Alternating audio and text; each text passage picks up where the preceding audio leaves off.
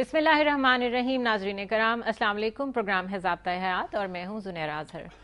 ہمارا آج کا موضوع اسلامی فکر کو درپیش چیلنجز اور علامہ اقبال. اسلام ایک عالمگیر اور آفاقی مذہب ہے. زمانے کی تبدیلیاں اس طریقے سے اس پر اثر انداز نہیں ہو سکتی کہ ناقابل عمل ہو جائے، مگر افسوس ہمارے ہاں تقلید کا چلن ایک عقیدہ بن گیا ہے. غور و فکر، تحقیق، تجزیہ شجر ممنوعہ قرار پا چکے ہیں. رسوم کی ظاہری پیروی اور جزوی امور کو اصل سمجھ لیا گیا ہے. کتاب ہدایت کتاب ثواب بن چکی ہے. قدیم مذہبی فکر کے سامنے جدید علوم کی دریافتیں اور جدید تہذیب کے تقاضے ایک زبردست چیلنج بن کر کھڑے ہو چکے ہیں، جس کا نتیجہ یہ نکلا کہ معاشرے سے ذہانتوں کا دین سے شعوری تعلق کم ہو گیا. اس انتہائی سنگین مسئلے کو علامہ اقبال نے محسوس کیا اور اس کا حل بھی پیش کیا. اقبال نے شاعری تو کی ہی، اپنی شاعری کے ذریعے سے اپنے احساسات کا اور جذبات کا بھرپور اظہار کیا، مگر لوگوں کو جگانے کے ساتھ ساتھ انہوں نے یہ دیکھا کہ ملت کی بہتری کے لیے کچھ اس سے بڑھ کر سائنسی کام کرنے کی ضرورت ہے. سائنسی انداز میں انہوں نے جو اپنا نقطہ نظر پیش کیا وہ ان کے مقالات اور خطبات میں پایا جاتا ہے، اس لیے کہ شاعری چاہے کتنی ہی حقائق پر مبنی کیوں نہ ہو، اس میں شعری ضرورتوں کے تحت مبالغہ آرائی یا اختصار لازمی ہوتے ہیں، جبکہ نثر ان مسائل سے کیونکہ مبرہ ہوتی ہے، لہٰذا علامہ اقبال نے نثر کے ذریعے سے وہ سوچ، اس کے تمام پہلو پوری طرح واضح طور پر ہمارے سامنے پیش کیے جن کی ضرورت ہمیں آج محسوس ہوتی ہے. اقبال کے خطبات میں سب سے اہم ترین خطبہ اسلام کے نظام میں حرکت کا اصول ہے، جو اصل میں اجتہاد کے بارے میں ہے، جس میں انہوں نے فکر اسلامی کو درپیش چیلنجز کا مقابلہ کرنے کے لیے تجاویز پیش کی ہیں. یہی ہمارا آج کا موضوع ہے. اقبال ڈے کے حوالے سے اس سے موضوع کوئی اور ہو نہیں سکتا. آئیے پروگرام کا باقاعدہ آغاز کرتے ہیں، اور مجھے یہ بتانے کی ضرورت نہیں ہے کہ اس موضوع پر بات کرنے کے لیے ہم نے کس کو بلایا ہے. ہمارے ساتھ ڈاکٹر جاوید اقبال موجود ہیں. السلام علیکم ڈاکٹر صاحب. اور ہمارے مستقل مہمان مذہبی اسکالر ڈاکٹر خالد ظہیر بھی ہمارے ساتھ ہیں. بہت شکریہ آپ دونوں کا پروگرام میں آمد کا. ڈاکٹر صاحب، اس بنیادی فلسفے پہ روشنی ڈالیے کہ اس تعبیر نو کی ضرورت کیوں پیش آئی علامہ اقبال کو؟ ان سے پیشتر میں سمجھتا ہوں کہ سر سید نے کہہ رکھا تھا کہ اگر بر صغیر کے مسلمانوں نے تقلید کو نہ چھوڑا تو یہاں اسلام کا نام و نشان مٹ جائے گا. صحیح. تو اس کے علاوہ میں سمجھتا ہوں کہ علامہ کے فکر کا جو خصوصی پہلو ہے وہ میں سمجھتا ہوں ان کا سیاسی فلسفہ ہے، اور اس کے مطابق ظاہر ہے کہ جو مسلمانوں کی پہلی دو تحریکیں تھیں وہ ناکام ہوئیں. ایک تو مجاہدین کی تحریک تھی، سید احمد بریلوی اور شاہ اسماعیل شہید کی، جنہوں نے کہا تھا کہ ہندوستان اب دارالحرب ہو گیا ہے اور مسلمانوں کے سامنے دو ہی چوائسز ہیں، یا ہجرت کر جائیں یا جہاد کریں. جہاد کیا، ہجرت کیونکہ ممکن نہیں تھی، اور اس وجہ سے جہاد میں ناکامی ہوئی. ٹھیک. اور انگریز نے اس کا پورا بدلہ لیا. ہندو ہم سے 100 سال آگے نکل گئے. راجہ رام موہن رائے نے وہی جو جدید تعلیم کے متعلق کام کیا وہ سر سید سے تقریباً 80-90 سال پیشتر پہلے کا تھا. اس وجہ سے ہندوؤں نے لیڈ لے لی. پھر اس کے بعد دوسری تحریک جو چلائی مسلمانوں نے وہ سیاسی تحریک خلافت کی تحریک تھی کہ ترکی کا جو سلطان خلیفہ ہے اس کو رہنے دیا جائے، اور اس کے فتوے دیے کہ اگر خلیفہ نہیں رہتا تو مسلمانوں کی نکاح باطل ہو جائیں گے. ٹھیک. تو اس زمانے کے جو ہمارے دیوبندی علماء تھے وہ ان کے فتوے بھی بڑے عجیب و غریب ہیں، وہ بھی تحریک ناکام ہوئی. صحیح. تو اب اس سے آپ اندازہ کر سکتے ہیں کہ یہ جو پاکستان کی تحریک ہے اسلام کے نام پر ہی چلی، لیکن یہ کامیاب ہوئی. کیوں؟ کیونکہ سوچ جو تھی وہ اجتہادی تھی. اسی وجہ سے میں سمجھتا ہوں کہ علامہ کو یہ خصوصی طور پر یہ خیال تھا کہ پرانے زمانے کے جو بھی اجتہادات ہیں اپنے وقت کے مطابق تو وہ درست تھے، لیکن آج کے زمانے کے لیے ہمیں پھر سوچنے کی ضرورت ہے. اور ایک اور ان کا جو بڑا دلچسپ ڈائمینشن ہے وہ جس کی طرف میں سمجھتا ہوں کہ توجہ نہیں دی گئی، وہ ہے جو خطبات میں وہ فرماتے ہیں کہ ختم نبوت کا جو کہہ لیجئے فلسفیانہ اپروچ ہے وہ کیا ہے. صحیح. وہ سمجھتے ہیں، علامہ کا یہ تصور ہے کہ اسلام کا نزول اس وقت ہوا جب عقل استقرائی جو ہے وہ یعنی انسان کا فہم جو اس کا شعور ہے وہ اتنا بالغ ہو گیا تھا کہ اب ضرورت ہی نہیں رہی تھی ایسے سہاروں کی جس کو آپ نبی کہیں یا جس کو مذہبی پیشوا کہیں، یعنی وہ خود سوچنے سمجھنے ہاں کے اس اب وہ قدر خود قابل اس ہو قابل چکا ہیں تھا کہ انٹرپریٹ کر سکیں، اور اسی وجہ سے انہوں نے آخر میں وہی نتیجہ یہ نکالتے ہیں کہ اسلام کا اصل پیغام جو ہے وہ سلطانی جمہور ہے. اور صحیح. اس کا مطلب یہ ہے کہ جمہوری نظام میں خود پارلیمنٹ جو ہے وہ فیصلہ کرے اور قانون سازی کرے، اور اس پر جو بھی میجورٹی میں ہے اور جو بھی مشکلات ہیں وہ خواہ وہ اسلامی قانون سازی ہی کیوں نہ ہو، تو اس سلسلے میں جو بھی وقت کی ضروریات ہیں اس کے مطابق اس کو انٹرپریٹ اچھا ڈاکٹر صاحب، فقہ اسلامی کی تدوین نو پہ جو اتنا اصرار کرتے ہیں اقبال، اس کا اگر ایک مین پوائنٹ نکالا جائے وہ کیا ہے؟ کیا وہ مغربی تہذیب کو اسلامی تہذیب کا صحیح رنگ دکھانے کے لیے تھی، یا وہ اسلام اور سائنس کو قریب لانے کے لیے تھی، یا انسانی عقل کے ارتقاء کی جو آپ نے بات کی اس کی ڈیمانڈ تھی؟ اصل کیا تھا؟ میرا خیال ہے اس ڈیمانڈ اصل میں انسانیت کی ارتقاء ہے. صحیح. چونکہ اس میں خاص طور پر جو آپ نے جس خطبے کا ذکر کیا ہے، جو یہ پہلے تو اجتہاد کو یہ حرکت کا اصول کہہ رہے ہیں. صحیح. اور یہ حرکت کا اصول بجائے خود، چونکہ اجتہاد کے جو دائی ہیں انہوں نے کبھی اس کو حرکت کے سینس میں استعمال نہیں کیا اس ٹرم کو. تو یہ اس ٹائم کی انٹرپریٹیشن ہے؟ نہیں، ایک اور کانسیپٹ بھی اس کے ساتھ منسلک ہے. اگر ریکنسٹرکشن کو بغور آپ دیکھیں تو یہ ایک تصور پیش کرتے ہیں جس کو کہتے ہیں ثبات فی التغیر، پرماننس ان چینج. اچھا، یہ پرماننس ان چینج کا جو مسئلہ ہے اس میں وہ بیان کرتے ہیں ڈفرینسیشن بٹوین عبادات اینڈ معاملات. صحیح. عبادات اور انچینجبل، اس میں کوئی آپ رد و بدل نہیں کر سکتے، وہ تو وہی رہیں گی. لیکن جہاں تک معاملات کا تعلق ہے، according to Iqbal they are subject to the law of change. صحیح. یہ مسئلہ ہے. اچھا، اجتہاد کی بھی کئی قسمیں ہیں، تو علامہ اقبال کس قسم کے زیادہ قائل تھے؟ اس کے متعلق انہوں نے کوئی وضاحت نہیں کی، وہ صرف جنرلی ڈسکس کر رہے ہیں اس سبجیکٹ کو. اور یہ اصل میں بات یہ ہے کہ انہوں نے سب سے پہلے جو اجتہاد کے متعلق خطبہ دیا وہ 1924 میں دیا تھا. سر عبد القادر اس میں پریزائڈ کیا انہوں نے کیا تھا، اور یہ غالباً اسلامیہ کالج میں یہ خطبہ دیا گیا تھا، جس پر ان پر بڑی تنقید ہوئی اور ان پر کفر کے فتوے بھی لگے، کیونکہ اس زمانے میں یہ 1924 کی بات ہے. صحیح. اور اسی سبب یہ جو مدراس والے جو ریکنسٹرکشن لیکچرز جن کو کہا جاتا ہے، ان کو وہیں مدعو کیا گیا، جو سیٹھ اسماعیل تھے انہوں نے بلایا. اور تو مقصد یہ ہے کہ جو شکل جس شکل میں یہ ریکنسٹرکشن لیکچرز یعنی ان میں موجود ہے یہ خطبہ، یہ امپرووڈ شکل میں ہے. اوریجنل شکل میں ذرا یہ مختلف تھا.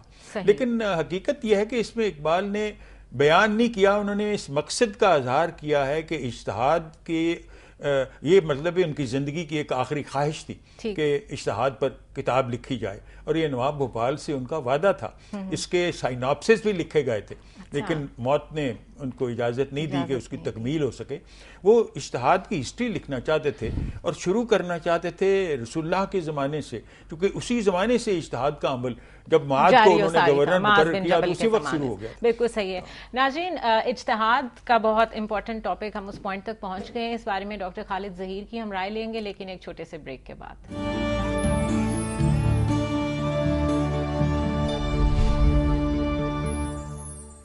ویلکم بیک ناظرین. اسلامی فکر کو درپیش چیلنجز اور علامہ اقبال، یہ ہمارا آج کا موضوع ہے. ڈاکٹر خالد ظہیر اور ڈاکٹر جاوید اقبال ہمارے ساتھ ہیں. ڈاکٹر صاحب کی طرف واپس جاتے ہیں. ڈاکٹر صاحب، اجتہاد کا جس طرح سے ابھی ہم تذکرہ کر رہے تھے اور حدیث معاذ کا بھی اس میں تذکرہ آیا، اس کا مطلب ہے کہ ایک ہسٹری ہے اجتہاد کی. آپ کیا سمجھتے ہیں کہ کیا آج جتنی ضرورت ہے اجتہاد کی اس سے پہلے کبھی تھی؟ دیکھیے، اجتہاد کی ضرورت تو ہمیشہ ہی رہے گی اور ہمیشہ سے تھی. یقیناً آج کے دور میں اس کی ضرورت زیادہ بڑھ گئی ہے. اس کی دو وجوہات ہیں. ایک تو یہ کہ انفارچونیٹلی مسلمانوں میں ایک طویل عرصے سے اجتہاد ہوا ہی نہیں، اس وجہ سے ظاہر ہے کہ وہ پائل اپ ہو گیا ہے اور بیک لاگ بہت زیادہ ہے. اچھا ڈاکٹر صاحب، I am sorry to interrupt you, لیکن یہاں پہ ہمارے ناظرین کے لیے یہ چیز کلیئر کر دیں کہ کیا یہ تعطل کا شکار ہوا ہے، پہلے ہوتا تھا یا شروع ہی نہیں ہوا؟ اس کا کیا سلسلہ رہا ہے؟ نہیں، ایسا نہیں ہے. آپ یہ دیکھیے کہ ہمارے ہاں جو فقہا بڑے بڑے پیدا ہوئے، جن کے نام آج ہم جانتے ہیں، ان کے ناموں سے اب فقہ ہیں کہ جن کو کہ پہچانا جاتا ہے، وہ سارے مجتہد علماء تھے جنہوں نے کہ اپنے اپنے زمانے میں یہ محسوس کیا کہ اگرچہ کہ اللہ تعالیٰ نے نبی اکرم صلی اللہ علیہ وسلم کے ذریعے سے قرآن اور سنت کی شکل میں جو دین دیا ہے وہ دین اللہ کی طرف سے ہے اور اس کی اوتھینٹسٹی میں کوئی شک نہیں، لیکن اس میں یا تو اصولی باتیں بیان ہوئی ہیں یا اس زمانے کے اس علاقے کے مسائل کے مطابق اللہ تعالیٰ نے کچھ احکام بیان کیے ہیں. انسان کی زندگی تمدن وہ ترقی کر رہا تھا اور نئے نئے مسائل نئے نئے سوالات پیدا ہو رہے تھے. اللہ کے دین میں ان کے جوابات پوٹینشلی موجود تھے, لیکن بہرحال اس پوٹینشل کو علماء کو ایکسپلور کرنا تھا. تو اس وجہ سے ان لوگوں نے بڑے پیمانے پر اجتہاد کیا. افسوس کی بات یہ ہے کہ ان کے اس بڑے کام سے لوگ مروب تو ہوئے لیکن پریکٹیکلی متاثر نہیں ہوئے. مروب ہونے کا مطلب یہ ہے کہ انہوں نے کہا کہ انہوں نے جو کام کیا ہے اس سے زیادہ کام کیا ہی نہیں جا سکتا. وہ اتنے ذہین, وہ اتنے متقی لوگ تھے کہ ہم ان کے اس سٹیچر تک پہنچ نہیں سکتے. لیکن حقیقت یہ ہے کہ اللہ تعالیٰ کی بنائی ہوئی دنیا تو نہیں بدل سکتی. اس دنیا میں تو جیسا کہ ابھی ڈاکٹر صاحب فرما رہے تھے کہ تغیر اسی کو ثبات حاصل ہے, یعنی زمانہ بدل رہا ہے اور بدلتے ہوئے زمانے میں آپ کو پھر اجتہاد جاری رکھنا ہوگا, ورنہ دین کی تعلیمات متاثر ہوں گی, نئی ذہانتیں دین کے قریب نہیں آئیں گی. آپ کے اپنے اندر پیدا ہونے والے مسلمان ذہنی طور پر اس سے دور ہو جائیں گے جب تک کہ آپ اس کے دروازے کو کھلا نہیں رکھیں گے. بدقسمتی سے ہوا یہ کہ ہمارے ہاں تقلید کا رواج عام ہو گیا. یہ بات باور کیونکہ وہ ایک آسان کام ہے, یا شاید ویسے علماء اب نہیں آ رہے, آپ کیا سمجھتے ہیں؟ دیکھیں اس میں یہ بھی بات ہے کہ ایک سستی بھی تھی, لیکن سچی بات یہ ہے کہ اس سے زیادہ وہ مبالغہ آمیز گفتگو اور تعریف تھی ان علماء کے بارے میں کہ جنہوں نے پہلے اجتہاد کیا, جس کے نتیجے میں یہ تاثر پیدا ہو گیا کہ اگر ہم ان کے مقابلے میں کوئی نئی بات کریں گے تو گویا کہ ہم گناہگار ہو جائیں گے, بلکہ شاید گمراہ ہو جائیں. ڈاکٹر صاحب, یہ مروبیت کا جو پوائنٹ ہے یہ واقعی بہت غالب ہے کہ ہم یہ سمجھتے ہیں کہ ہم نے اگر کسی بزرگ یا کسی بڑے فلاسفر یا تھنکر کے اوپر اگر کرٹیک کر دی تو ہم شاید کوئی بے ادبی کر دیں گے, کچھ غلط کر دیں گے. دیکھیے زندگی میں آدمی کسی نہ کسی سے واقعی مروب ہوتا ہے. میں اگر علامہ اقبال کو دیکھتا ہوں تو مجھے محسوس ہوتا ہے کہ وہ جتنے زیادہ قرآن مجید سے مروب تھے کسی اور سے مربوط نہیں تھے. اس وجہ سے انہوں نے باقی تمام علماء کی, فلاسفرز کی, انٹلیکچوئلز کی عزت کی, لیکن کبھی ایسے مروب نہیں ہوئے کہ ان کے مقابلے میں وہ بات ہی نہیں کر سکے یا ان کی گروتھ رک گئی ہو. انہوں نے قرآن مجید کے ذریعے سے اپنے ذہن کی, اپنی سوچ کی ارتقاء کے سفر کو کبھی نہیں روکا, اور اس کے نتیجے میں ہمارے اس دور میں اتنا بڑا آدمی پیدا ہوا کہ آج ہم اس کے گن گاتے ہیں, لیکن افسوس یہ ہے کہ گنی گاتے ہیں, وہ جیسا کوئی انسان پھر پیدا نہیں ہوتا. میں آپ سے پوچھوں گی ڈاکٹر صاحب, یہ بتائیں کہ ہمارے جو اس وقت جس جمود کا ہم شکار ہیں, جس زوال کا ہم شکار ہیں, اس میں تقلید کا کتنا عمل دخل ہے؟ تقلید کا عمل دخل یقیناً ہے, کیونکہ جس طرح میں نے عرض کیا ہے کہ علامہ کا ایک فارسی کا شعر ہے جس میں وہ فرماتے ہیں تقلید اگر اچھی روش ہوتی تو رسول اللہ اپنے آباء و اجداد کی تقلید کرتے, اسلام نہ لاتے. اچھا, اس سے بھی یعنی تقلید کے خلاف ان کا جو جذبہ ہے اس کا اظہار ہوتا ہے. لیکن میں سمجھتا ہوں کہ یہ اجتہاد کے دروازے تو خالد صاحب بند ہوئے ہیں جب منگولوں نے بغداد کو تاراج کیا ہے. تو اس وقت بعض علماء کو خیال تھا, اور یہ علامہ خود بھی اپنے اشعار میں کہتے ہیں کہ جس وقت غلامی کا دور ہو تو اس وقت تقلید ہی بہتر ہے اجتہاد سے, لیکن اب غلامی کا دور نہیں ہے یا ہے. اچھا, اس کی کیا وجہ ہے؟ کیوں کہتے ہیں کہ اس وقت کیونکہ کنفرنٹیشن نہ ڈیولپ؟ جی ہاں, اس وقت کیونکہ خیال ہوتا ہے کہ آپ مروب ہو کے جو اس طرح کے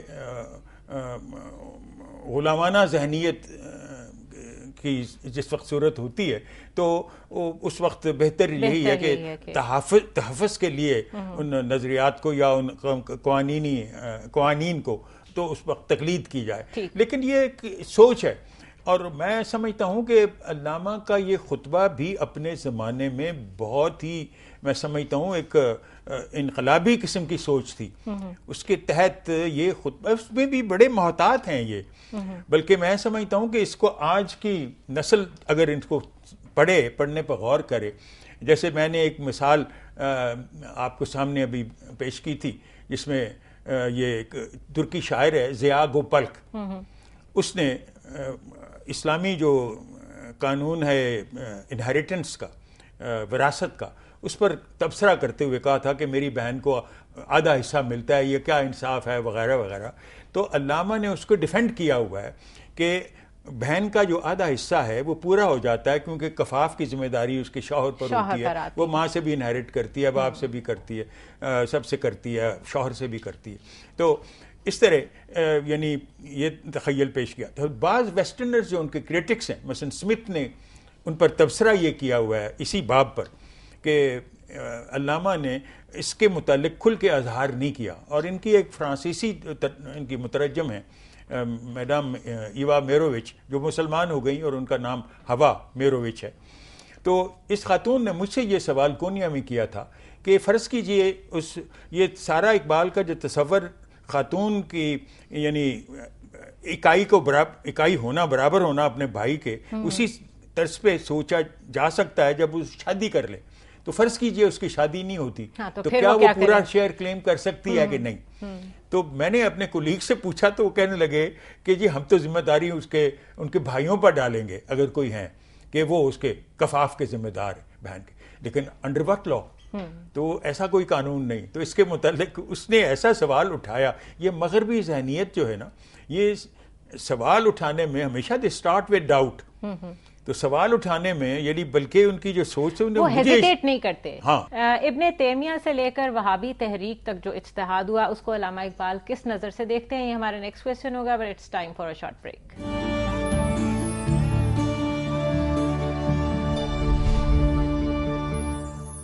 ویلکم بیک ناظرین. اسلامی فکر کو درپیش چیلنج اور علامہ اقبال، یہ ہمارا آج کا موضوع ہے. ڈاکٹر خالد ظہیر ہمارے ساتھ ہیں، ڈاکٹر جاوید اقبال ہمارے ساتھ ہیں.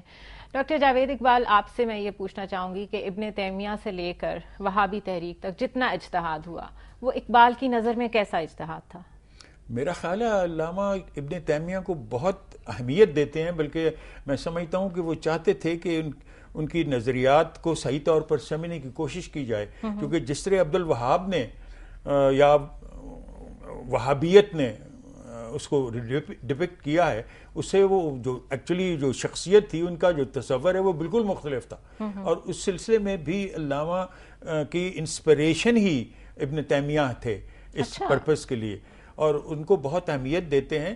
لیکچرز کے علاوہ بھی اور جو بعض لوگوں نے جو علامہ کے ریکنسٹرکشن لیکچرز میں اس پر تبصرہ کیا ہے وہ بھی ابن تیمیہ کا ذکر کرتے ہیں. اس کی کیا وجہ ہے ان کو اتنی امپورٹنس دینے کی؟ کوئی ایک فیچر بتائیے. یہ ہے کہ ابن تیمیہ وہ پہلی شخصیت تھے جنہوں نے ایک طرح سے یہ ایک تو دیکھیے پہلی شخصیت ہیں جنہوں نے خلافت کو ریجیکٹ کر دیا. بالکل صحیح. خلافت کی بہت بولڈ سٹیپ لیا انہوں نے. یہ بہت بولڈ سٹیپ تھا اس زمانے میں. اور پھر دوسری بات یہ ہے کہ خلافت کے خاتمے ہی سے وہ ایک طرح سے تاثر دے رہے تھے کہ اقبال تو اس سے اس طرح ٹریس کرتے ہیں کہ سلطانیہ جمہور اسلام کا پیغام ہی یہ تھا. اس وقت دو سلطنتیں تھیں جو اس وقت کی دنیا میں یعنی سمجھی جاتی تھیں کہ ایک تو رومن اور دوسرے سسانین. یہ امپائرز کو ہم نے ختم کیا. بالکل. اور پھر اس کے بعد جو ہمارے ہاں خلفائے راشدین کی اگر وہ آپ دیکھیں تو آپ دیکھیں اس میں آج کی زبان اگر میں استعمال کروں تو پہلی تو صورت جو حضرت ابو بکر کی تھی وہ الیکشن کی تھی. بالکل. اچھا دوسری جو نامینیشن تھی وہ بھی ایک طرح کی سفارش تھی. بالکل.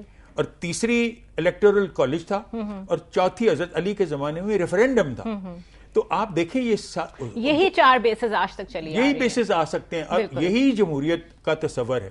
اب یہ علیحدہ بات ہے کہ مڈل ایجز میں وہ اس کی نوعیت کیا تھی اور آج اس کو سلطانیہ جمہور کہا ہے علامہ اقبال نے. اسی چیز کو اقبال نے خلفائے راشدین کے پیریڈ کو آئیڈیل پیریڈ ایک طرح سے بنا کے سامنے لائے ہیں. لیکن حقیقت یہی ہے کہ یہ جو تصور اجتہاد کا دے رہے ہیں اس میں بھی تو یہ جو مجتہد ٹریڈیشنل ہے وہ اقبال کے ہاں ریلیونٹ نہیں رہا. اس کی کیا وجہ ہے؟ اس کی وجہ یہ ہے کہ یہ وہ بھی کہیں نہ کہیں آ کے جمود کا شکار ہو جاتا ہے. جی ہاں، کیونکہ یہ جو کنڈیشنز جو پرانی بنی ہوئی ہیں مڈل ایجز کی ایک مجتہد کے متعلق وہ زیادہ تر اخلاقی ہیں بنسبت قانونی کے. صحیح. اور اب وہ سمجھتے ہیں کہ مجتہد آج کل کے زمانے میں ایسا وکیل ہونا چاہیے جو ماڈرن جورسپروڈنس کو اسلامی جورسپروڈنس کے ساتھ پڑھ کے لے کے چلے. کیونکہ بہت ساری چینجز آ گئی ہیں. اب دیکھیں آپ کی جو ٹریڈیشنل ایویڈنس ایکٹ ہے اس میں 2 خواتین کی گواہی کو مستند سمجھا جاتا ہے.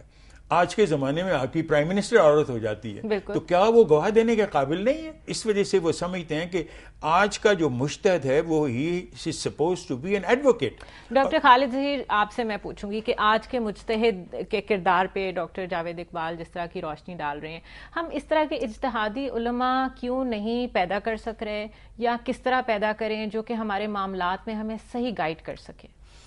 ہم اس لیے نہیں پیدا کر سک رہے کہ جو ہمارے ہاں بظاہر علماء پیدا کرنے کا پروسیس ہے اس میں ایک ہی نقطہ نظر پڑھایا جاتا ہے، ایک ہی طرح کے لوگ ہیں کہ جو اپنے طالب علموں کو سکھاتے ہیں، تربیت دیتے ہیں، اور برس ہا برس سے وہی چلے آ رہے ہیں، وہی اسکول آف تھاٹ چلا رہا ہے. اپنے بڑوں کی باتوں کو ڈیفینڈ کرنا، ان کے مخالفین کے نقطہ نظر کو رد کرنا. صحیح.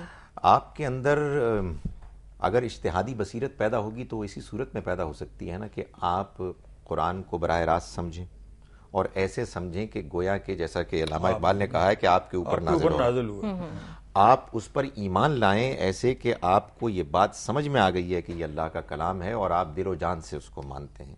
اس کے بعد آپ یہ محسوس کریں گے کہ آپ کو اس کلام کو خود بھی ماننا ہے، اختیار کرنا ہے، دوسروں کو بھی بتانا ہے، مسلموں تک بھی، مسلمانوں تک بھی پہنچانا ہے، غیر مسلموں تک بھی پہنچانا ہے. جب انسان اس بات تک پہنچے گا تو یہ محسوس کرے گا کہ پھر تو مجھے زمانے کو سمجھنا ہے. بالکل صحیح. مجھے یہ جاننا ہے کہ لوگوں کے کیا سوالات ہیں، لوگوں کے کیا مسائل ہیں، تقاضے کیا ہیں، نئے علوم آخر کن کن چیزوں کو ہمارے سامنے لے آئے ہیں، اور ہم اس بات کو مانتے ہیں اور فار گڈ ریزن مانتے ہیں کہ یہ اللہ کا کلام ہے اور یہ تمام زمانوں کے لیے آیا ہے. جب انسان کے اندر یہ احساس پیدا ہوتا ہے تو پھر وہ آپ سے آپ قرآن مجید پر تدبر کرتا ہے، غور و فکر کرتا ہے، جیسا کہ علامہ اقبال کے قرآن مجید میں لیے ہوئے نوٹ سے معلوم ہوتا ہے. وہ ایک طالب علم بن جاتا ہے، وہ سوال اٹھاتا ہے. اس کے بعد پھر وہ صرف اس بات سے مروب ہوتا ہے کہ مجھے اللہ کے پیغام کی حقانیت اور سپیریورٹی ثابت کرنی ہے، لوگوں کے سامنے سوالوں کے جواب دے کر in a valid way, in an authentic way. یہ وہ چیز ہے کہ جو اگر ہم اپنے طالب علموں کو سکھائیں اور ایک چیلنج کے طور پر سکھائیں تو آپ یقین جانیے کہ اللہ تعالیٰ نے انسان کے ذہن کو اتنی وسعت اور کیپیسٹی دی ہے کہ وہ پھر قرآن کی ڈیپتھ میں جائے گا اور جدید دور کے مسائل کو فیس کرے گا اور اس کے جوابات دے گا. کوئی ضروری نہیں ہے کہ تمام جوابات اس کے صحیح ہوں، لیکن ڈیبیٹ جاری ہوگی، لوگ غور کریں گے. علامہ تو مولانا اس حد تک جاتے ہیں، اگر آپ جاوید نامہ کا آخری حصہ جو ہے فارسی میں ہے اس لیے اس پر کوئی تبصرہ نہیں کسی نے کیا، تو آخر میں خدا کے حضور میں ہوتے ہیں تو خدا کے منہ سے کہلواتے ہیں کہ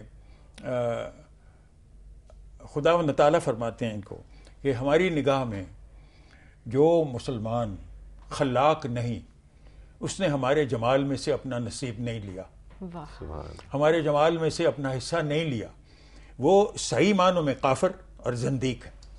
اچھا، اب یہ اللہ تعالیٰ کے منہ سے کہلوا رہے ہیں کہ جو مسلمان خلاق نہیں ہے، جو کریٹو نہیں ہے، جو اوریجنل چیز جس کی سوچ نہیں، وہ یہ چیز، یہ جذبہ اندر پیدا کرنا چاہ رہے ہیں کہ ایکسپلوریٹ کریں، آپ چیزوں کو ایکسپلور کریں، ڈھونڈیں، یہی آپ کی خاصیت ہے. ناظرین ہمارے ساتھ رہیے گا، اتنی انٹرسٹنگ گفتگو ہو رہی ہے لیکن ہماری مجبوری ہے، ہمیں بار بار بریک لینا پڑتی ہے. Please stay with us.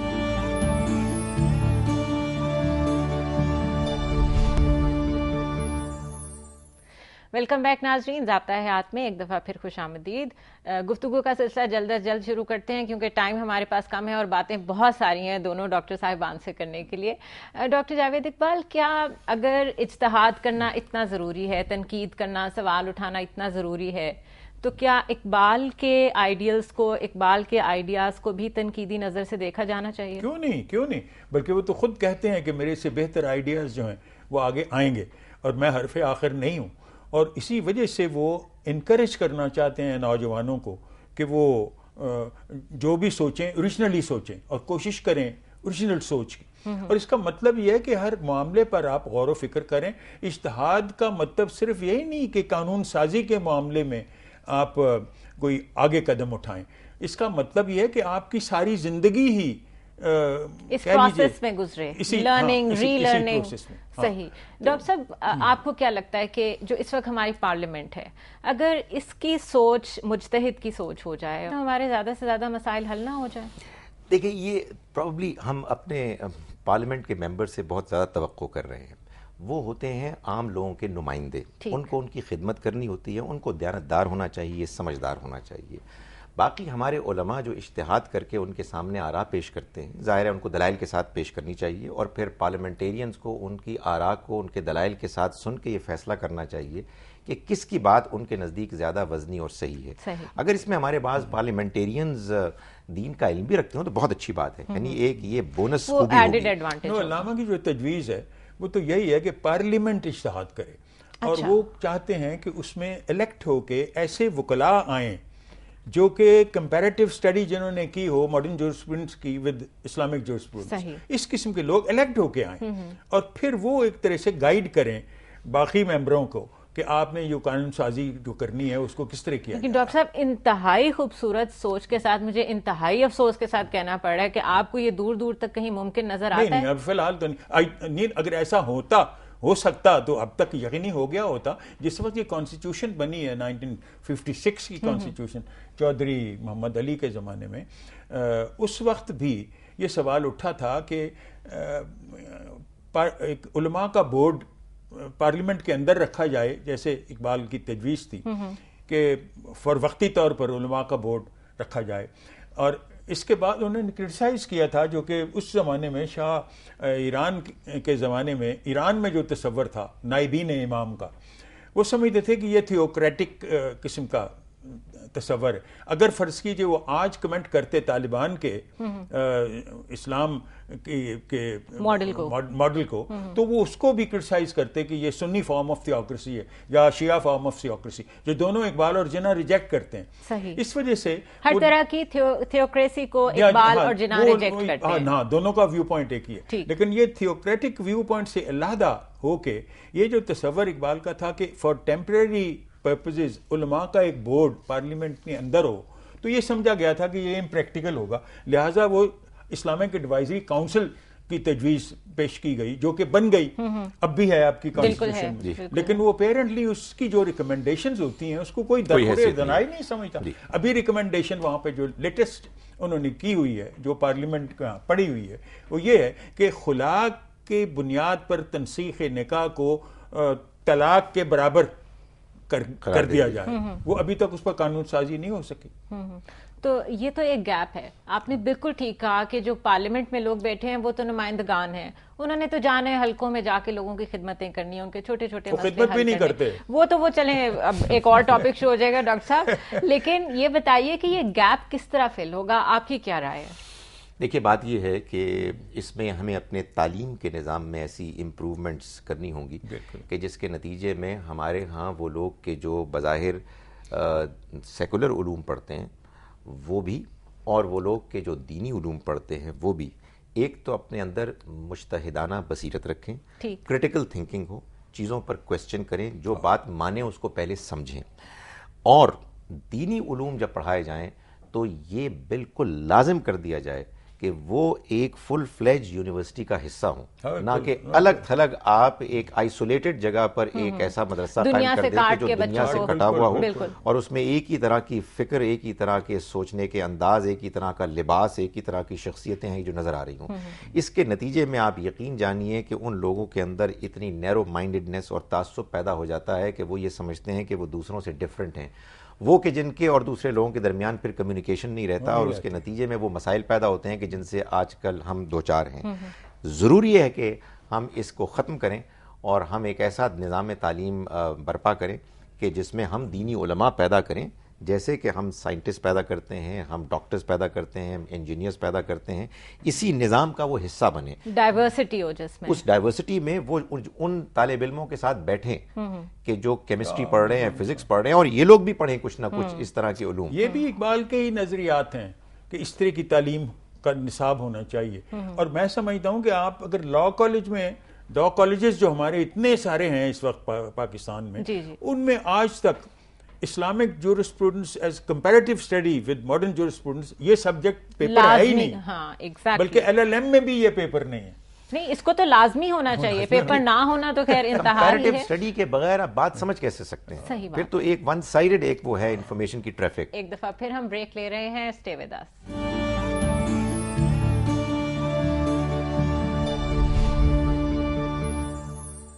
Welcome back नाजरीन, एक दफ़ा फिर आपको बहुत बहुत खुश आमदीद ज़ाब्ता हयात में।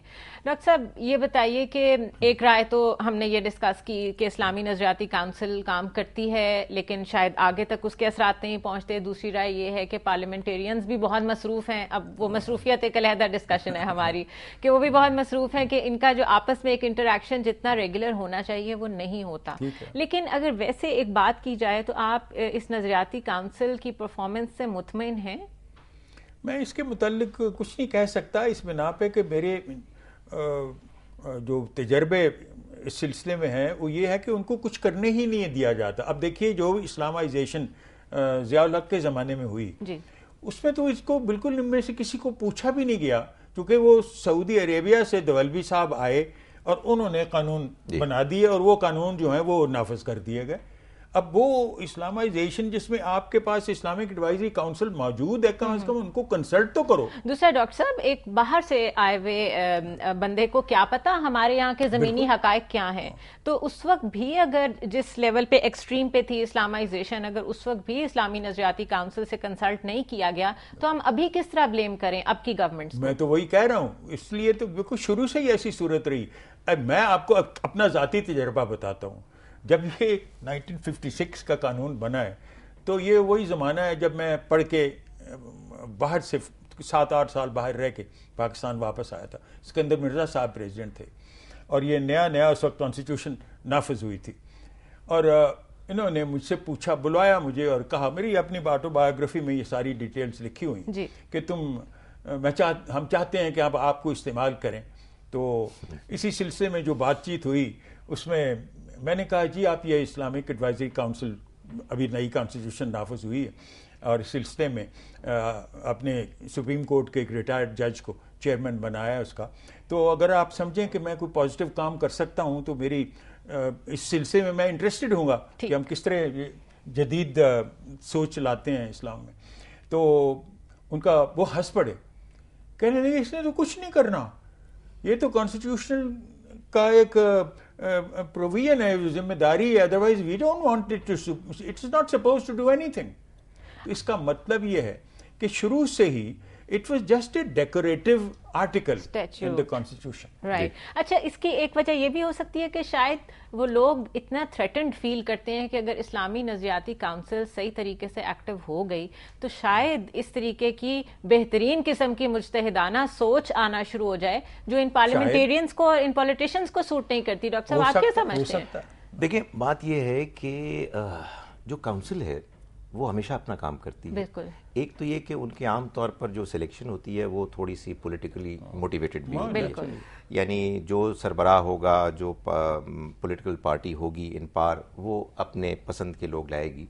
लेकिन ताहम इसके बावजूद इसमें कोई शक नहीं है कि बहुत सा अच्छा काम काउंसिल ऑफ इस्लामिक आइडियोलॉजी ने किया, लेकिन 6-7 वॉल्यूम्स हैं जी, जो रिकमेंडेशंस हैं। अच्छा। वो कहीं मंजरे आम पर आते भी नहीं। और देखें, ये सब काम उस वक्त होंगे कि जब इसकी डिमांड होगी। हमारा आम जो शहरी है उसके अपने मसाइल हैं, वो अपनी उलझनों में फंसा हुआ है। उनकी जानिब से और मीडिया की जानिब से अगर इसका मुतालबा हो कि इन रिकमेंडेशंस को कंसिडर किया जाए तो पार्लियामेंटेरियंस भी अंडर प्रेशर हों, हुकूमत भी अपने आप को जिम्मेदार महसूस करे, लेकिन आवाज बुलंद करने वाला कोई तो उसका भी एनवायरनमेंट नहीं है ना, एटमॉस्फेयर नहीं है। इस वजह से वो एक कॉन्स्टिट्यूशन के तहत एक काउंसिल तो फॉर्म कर दी गई है और वो अपने काम करते रहते हैं, लेकिन उसका असर हमारी ना पार्लियामेंट के ट्रिकल डाउन इफेक्ट कहीं फैसलों में नहीं होता, ना हमारी अमली जिंदगी में होता है। मैं बहुत प्राउडली ये बात डॉक्टर साहब, मैं आप भी जानते होंगे, कहना चाहूंगी कि डॉक्टर खालिद ज़हीर बहुत ज़्यादा एक ज़बरदस्त किस्म का काम कर रहे हैं यूनिवर्सिटी ऑफ सेंट्रल पंजाब में, जिसमें बहुत अच्छे स्टूडेंट्स प्रोड्यूस किए जा रहे हैं ऐसी सोच के साथ, जिस सोच का जिक्र आज हम यहाँ पर करने बैठे हैं और अल्लामा इकबाल को हम याद कर रहे हैं। डॉक्टर साहब, आप लोग वहाँ क्या अप्रोच इख्तियार करते हैं, आप बताएं, ताकि हो सकता है और देखने वाले भी उससे कुछ फ़ायदा उठा सकें। देखिए, हमारा एक ख्वाब है और अल्लाह का बड़ा करम है कि उसने उस ख्वाब को शर्मिंदा ताबीर करने के लिए एक हमें मौका फराहम कर दिया। अभी बिल्कुल इब्तदा है, लेकिन अल्लाह से उम्मीद है इंशाअल्लाह कि इसमें और मज़ीद तरक्की होगी।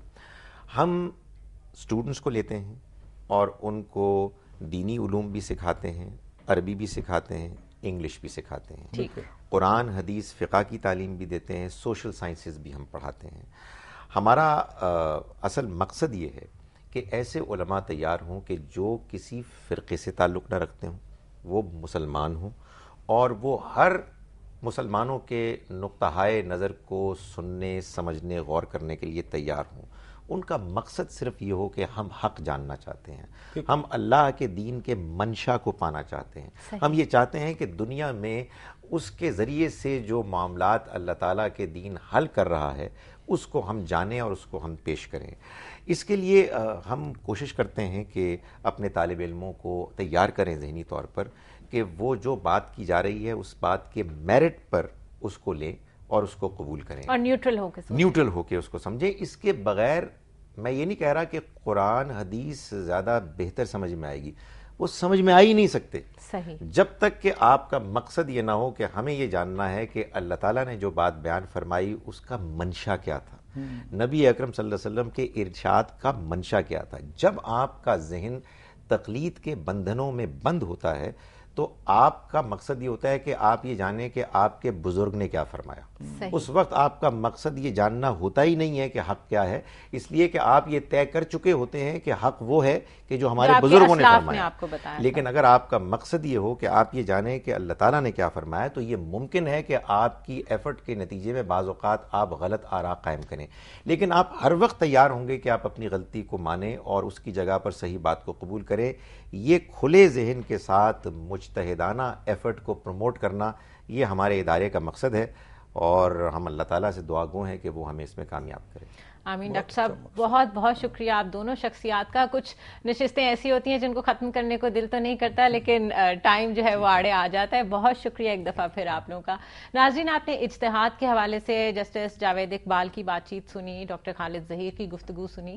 اس سے ایک بات تو بہرحال واضح ہو ہی جاتی ہے کہ ہمیں اقبال کی صرف شاعری ہی نہیں بلکہ ان کی نثر کو بھی پڑھنا چاہیے، اور دوسرا یہ کہ ہمیں اپنی دینی فکر کے معاملے میں تھوڑی سی وسعت نظر سے کام لینا ہوگا۔ اسی سے ہم نئے چیلنجز کا کامیابی سے مقابلہ کر سکتے ہیں اور نئی نسل اور ریاست کا دین کے ساتھ ایک شعوری تعلق قائم کر سکتے ہیں۔ اس دعا کے ساتھ میں آپ سے اجازت چاہوں گی کہ یا رب بھٹکے ہوئے آہو کو پھر سوئے حرم لے چل، اس شہر کے خوگر کو پھر وسعت صحرا دے۔ مجھے اجازت دیجیے، اللہ حافظ۔